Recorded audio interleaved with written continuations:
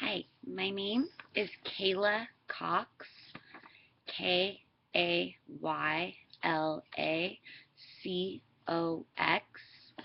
and my client is Vincent Quinn, VincentQuinn, and he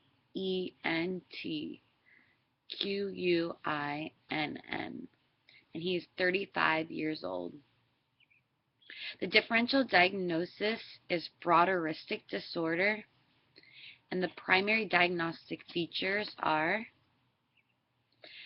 sexual urges, fantasies of behaviors involving touching or rubbing genitalia against a non-consenting stranger.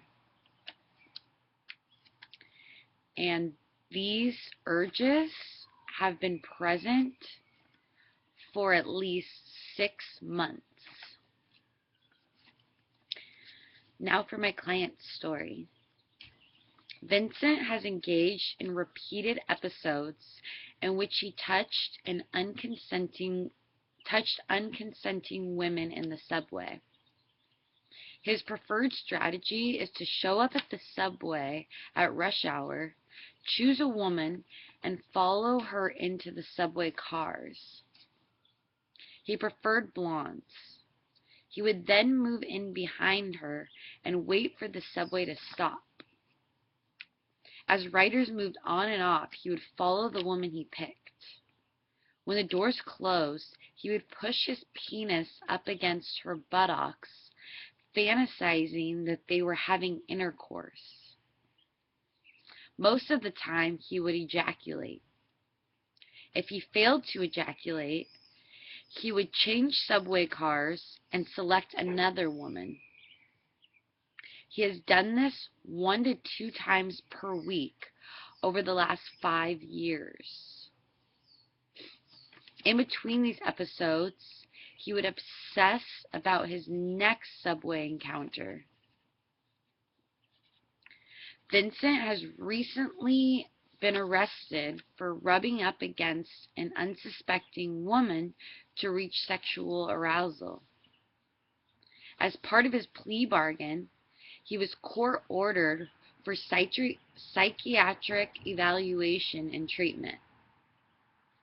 During his evaluation, he expresses extreme guilt about the pain his behavior has caused his wife.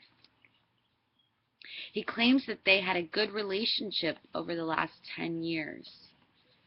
However, he doesn't seem concerned about how his actions have affected those that he victimized.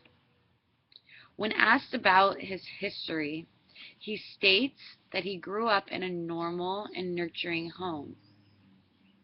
He has a good relationship with his parents and 2 younger siblings. He does admit that he has always been socially awkward with women, but that didn't stop him from meeting and marrying his wife. Now for the multi-axial diagnosis.